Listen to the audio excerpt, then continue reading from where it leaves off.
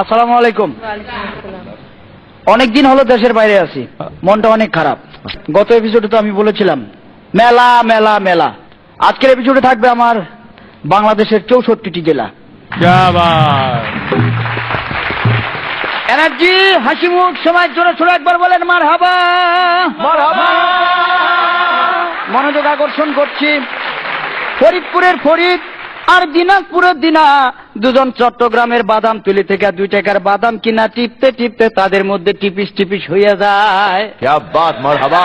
এরা দুজন সিলেটের বিয়ানী বাজার গিয়া চিন্তা করে দুজনরে বিয়া করবে। এই বিয়া উপলক্ষে মৌলভী বাজারের মৌলভী, মুন্সিগঞ্জের মুন্সি আর মহিলাদের পক্ষ থেকে নোয়াখালীর বেগমগঞ্জের বেগম সাহেবেরা দাওয়াত করছে।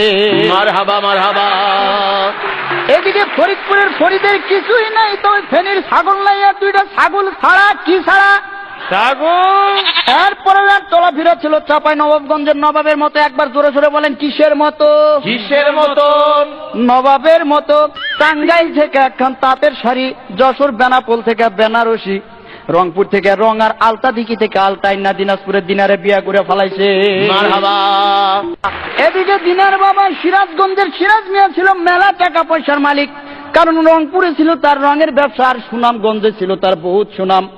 এই মিয়া চিন্তা করছিল তার মাইয়াডারে জাকজমক করে বিয়া দিব। যেমন মাগুরা জেলা থেকে মাগুর মাছ, সাতক্ষীরা জেলা থেকে 7 মণ দুধ আইনা, কুড়িগ্রাম জেলা থেকে 20টা খাসি, গাইবান্ধা জেলা থেকে কমসে কম 1 ডজন গাই কিনা, বরিশাল থেকে বড়ি নাড়ু বানাইয়া, লালমনিরহাট জেলা থেকে লাল রঙের বেনারসি কিনা, খুলনার বাগের হাটের বাগের মতো একটা পোলার লগে তার মাইয়ার বিয়া দিবে।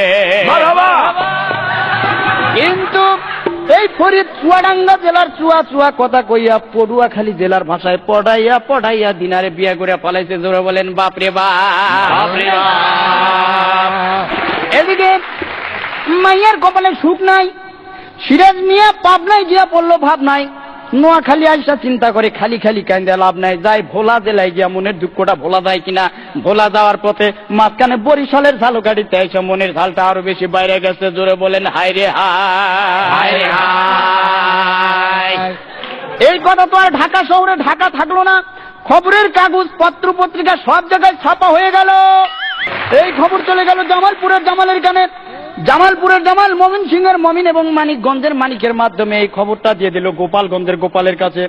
গোপালগঞ্জের গোপাল, নারায়ণগঞ্জের নারায়ণ, ব্রাহ্মণবাড়িয়ার ব্রাহ্মণ, শিবপুরের শিব, হরিপুরের হরি, মহাদেবপুরের মহাদেব, পাবনা রাধানগরের রাজা আর কৃষ্ণপুরের কৃষ্ণরে লইয়া হিন্দু ধর্মের প্রধান ঠাকুর গায়ে ঠাকুরের কাছে রওনা দিছে।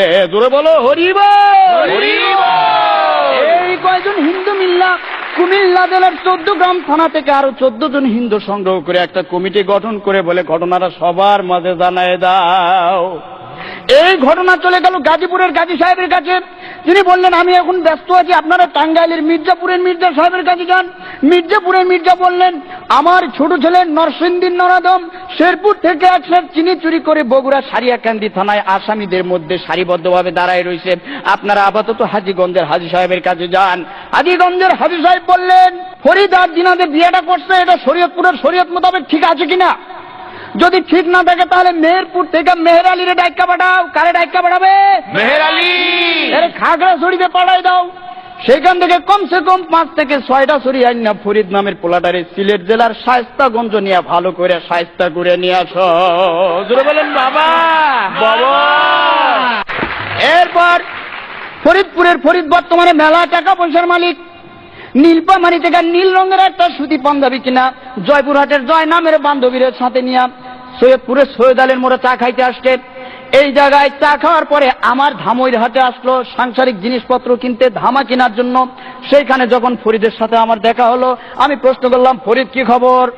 তাৎক্ষণিকভাবে ফরিদ বিষণ্ণ মুখে আমাকে উত্তর দিল বউয়ের জ্বালায় ইচ্ছা করে গাড়ির নিচে মারি যা পাই, গাড়ির নিচে মারি যা, কান্দে বিয়া করলাম বাপরে বাপ, আরে কান্দে বিয়া করলাম বাপরে বাপ। বউয়ের জ্বালায় ইচ্ছা করে গাড়ির নিচে মারি যা পাই, গাড়ির নিচে মারি যা, কান্দে বিয়া করলাম বাপরে বাপ, আরে কান্দে বিয়া করলাম বাপরে বাপ।